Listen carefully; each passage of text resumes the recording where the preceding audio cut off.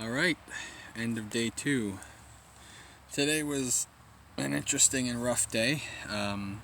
It's just about a little bit before 4. I stopped and set up camp about 2:30ish. And so today I went about 14 miles. I went to the end of where I wanted to go, to Manahawkin. And then I came back. I started walking back. And I've ended here in Barnegat, which is the town below. So about 14 miles today. Today was rough. It was hot. It was like 90 degrees and humidity. Brutal. Brutal. There's a part of me that could use a shower right now, but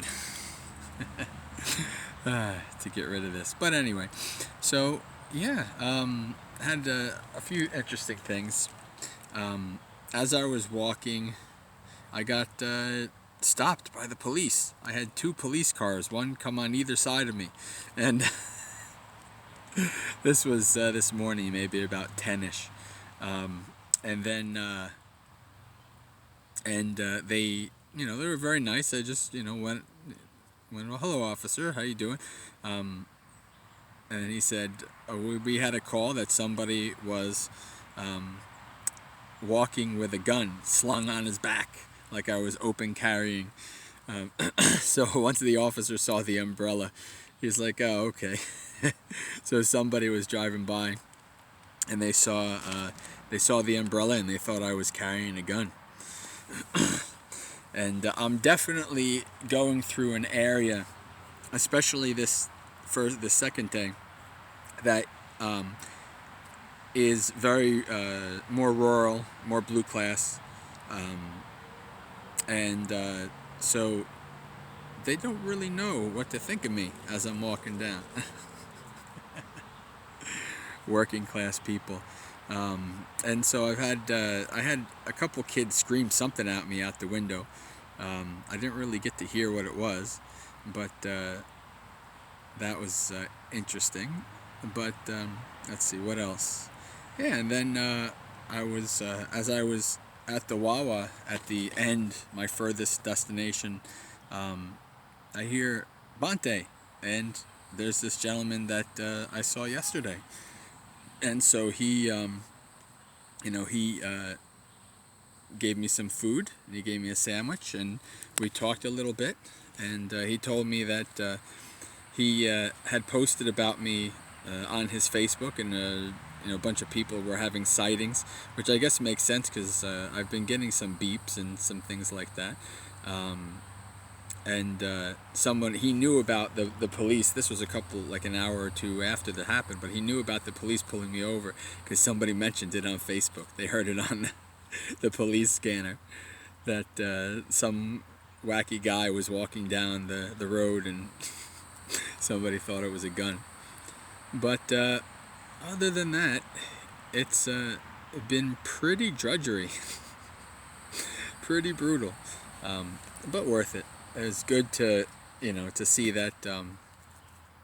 Again, I stopped at a few places to see if I could try to get some food. There was even this little strip mall that had a Wawa and a couple things in it, and lo and behold, in this like very prominent corner was it like a square wood like platform, like a meditation platform. And I says, okay, well, let me just sit down there. I need a rest. I'll sit down and I'll meditate. And I had my bowl out, and I meditated for about 45 minutes. Nobody came, and nobody asked, who are you? What are you doing? And all that kind of stuff.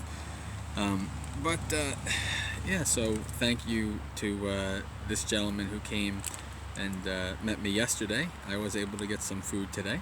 I went about a day and a half without anything, and surprisingly, I was fine with it. Like, I mean, I don't know if it was doing anything for my energy or not, but I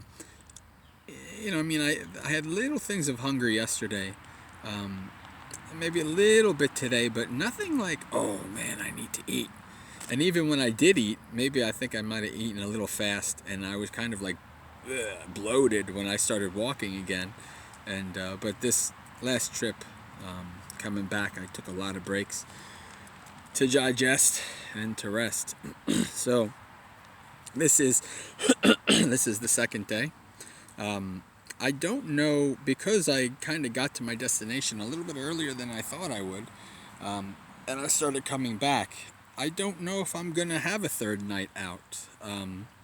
I might get to the point where I get so close to home, there's really no places, I mean, because it's all like houses and things like that, no real places for me to sleep out. So, so I might end up calling it tomorrow afternoon. I don't know, maybe walk as close to home as possible and get a ride, or maybe not. I have no idea.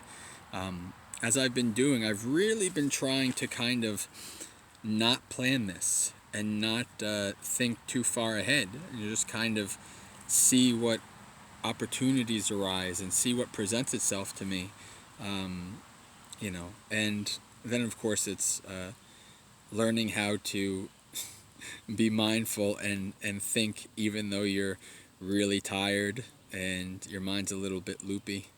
But thankfully I was able to get I had enough water for today. There's not a lot of, today was pretty much more of a desert in terms of places to stop. There's very few places and a lot more in between. So I had to kind of get a little ingenious with my water. Finally I found a little park, and they actually had a water fountain, unlike yesterday. So I got some water from there, got some water at the Wawa, and in the sink at the bathroom, which was perfectly fine. It's good tasting water. It's funny how, like things that I would kind of be iffy about at the monastery or whatever, when you're out there and you're kind of suffering, it's like there's no, all of your choices, all of your desires, oh I want this, I want that, oh I don't want to do they would just go away because you're just happy to get whatever you can get. So it's been interesting. All right, I think that's the end of day 2. We'll see what happens for tomorrow. Signing out.